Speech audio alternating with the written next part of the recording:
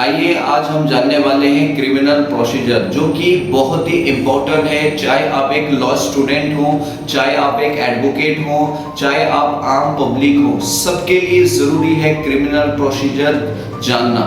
तो आज हम जानेंगे क्रिमिनल प्रोसीजर के कितने स्टेजेस होते हैं, जो कि बहुत ही इम्पोर्टेंट होते हैं। सबसे पहले अगर हम देखें तो इन्वेस्टिगेशन का पार्ट होता है, और दूसरा स्टेज होता है इंक्वायरी का, और तीसरा होता है ट्रायल।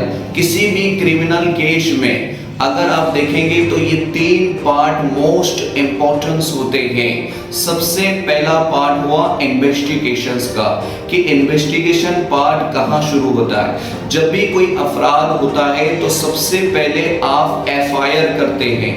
एफआईआर से इन्वेस्टिगेशन का पार्ट शुरू होता है। पुलिस इन्वेस्टिगेशन शुरू करती है। जैसे ही केस रजिस्ट्री होता है, यानी आप थाने में इत्तला देते हैं, जैसे ही थाना वाला या पुलिस आपके एफआईआर को रजिस्ट्री करती है, उसके बाद वे इन्वेस्टिगेशन करती है, और इन्वेस्टिगेशन करने के बाद यानी इन्वेस्टिगेशन कंप्लीटली खत्म होने के बाद वे मजिस्ट्रेट के सामने चार्जशीट या क्लोजर रिपोर्ट देता है।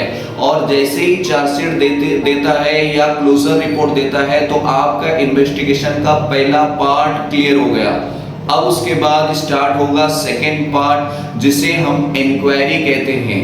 अब ये इंक्वायरी के अंदर में इंक्वायरी कौन करता है? इंक्वायरी मजिस्ट्रेट करता है।